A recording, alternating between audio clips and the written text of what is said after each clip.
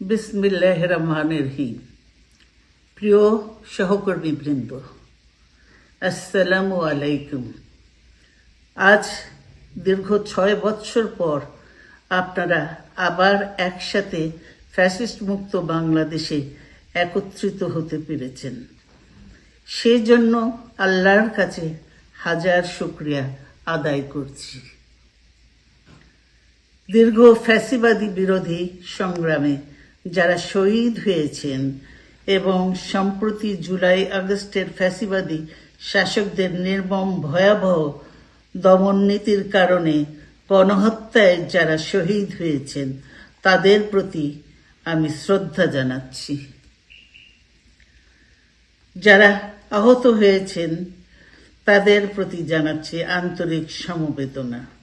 আমি চিকিৎসার কারণে যুক্তরাজ্যে অবস্থান করলেও আমি সব সময় আপনাদের পাশেই আছি।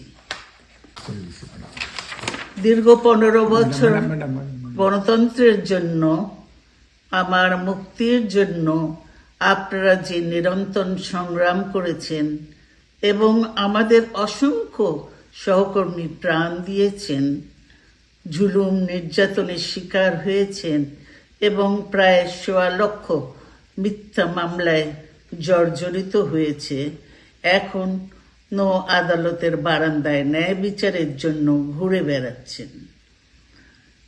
আপনাদের এ ত্যাগ শুধু দল নয়, জাতি চিরকাল স্মরণ রাখবে। দেশ আজ এক সংকটময় সময় অতিক্রম করছে। আপনাদের এবং ছাত্রদের সমন্বিত আন্দোলনের ফলে ফ্যাসিস্ট শাসকেরা বিদায় নিয়েছে। একটা অন্তর্বর্তীকালীন সরকার গঠিত হয়েছে। তাদের কাছে জনগণের প্রত্যাশা, রাষ্ট্র মেরামতের ন্যূনতম সংস্কার দ্রুত সম্পন্ন করে গণতান্ত্রিক ব্যবস্থায় ফিরে যাওয়ার জন্য সকলের কাছে গ্রহণযোগ্য একটি নির্বাচন অনুষ্ঠান সম্পন্ন করা। আমার অবর্তমানে দলের ভারপ্রাপ্ত চেয়ারম্যান, সিনিয়র নেতৃবৃন্দ এবং আপনাদের সকলকে সাথে সঙ্গে নিয়ে নিরন্তর কাজ করে দলকে সুসংহত করেছেন। আমি আপনাদের ধন্যবাদ জানাচ্ছি। সঠিক প্যাড আর সঠিক তথ্য দিয়ে এসব সামলে নিব এক হয়ে। Monalisa sanitary napkin. আমি বিশ্বাস করি আপনারা শহীদ প্রেসিডেন্ট জিয়াউর রহমানের আদর্শে আরও উজ্জীবিত হয়ে আগামী নির্বাচনে সাফল্যের জন্য ঐক্যবদ্ধভাবে কাজ করবেন। এমন কোনো কাজ করবেন না যাতে আপনাদের এত দিনকার সংগ্রাম, আত্মত্যাগ বিফলে যায়। আমাদের সব সময় শহীদ প্রেসিডেন্ট জিয়াউর রহমানের সেই উক্তি মনে রাখা দরকার, ব্যক্তির চেয়ে দল বড়, দলের চেয়ে দেশ। বাংলাদেশের সর্বস্তরের মানুষ, বিশেষ করে তরুণ সমাজ আজ এক ইতিবাচক গণতান্ত্রিক পরিবর্তনের জন্য উন্মুখ হয়ে আছে। ক্ষুদ্র ক্ষুদ্র সংকীর্ণতা ভুলে দেশ ও জাতির বৃহত্তর স্বার্থে আমাদের কাজ করতে হবে। এখনো ফ্যাসিস্টদের দোসররা এবং বাংলাদেশের শত্রুরা গণ অভ্যুত্থানের মাধ্যমে প্রাপ্ত অর্জনকে নস্যাৎ করার জন্য গভীর চক্রান্তে লিপ্ত রয়েছে।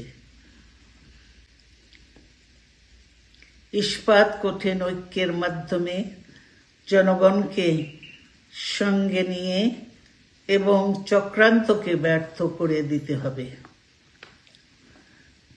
গণতান্ত্রিক বাংলাদেশ বিনির্মাণের জন্য আমাদের সকলকে একযোগে কাজ করতে হবে।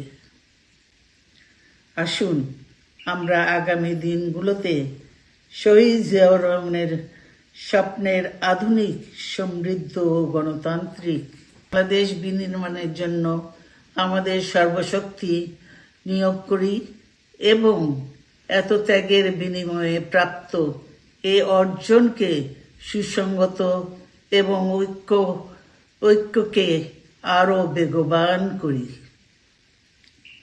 আমি যুক্তরাজ্য থেকে অসুস্থ অবস্থায় আপনাদের আহ্বান জানাতে চাই, আসুন জনগণকে সম্পৃক্ত করে বাংলাদেশ জাতীয়তাবাদী দলকে পূর্বের ন্যায় আন্দোলন, সংগ্রাম ও রাষ্ট্র পরিচালনায় নেতৃত্ব প্রদানে আরও ঐক্যবদ্ধ এবং সুসংগতভাবে গড়ে তুলি।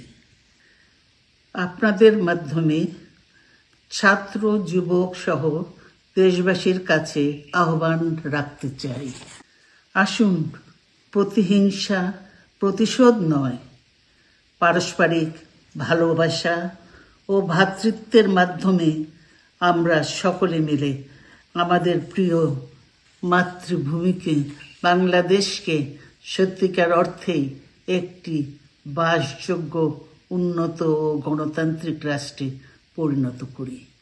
আল্লাহ হাফেজ। বাংলাদেশ জিন্দাবাদ।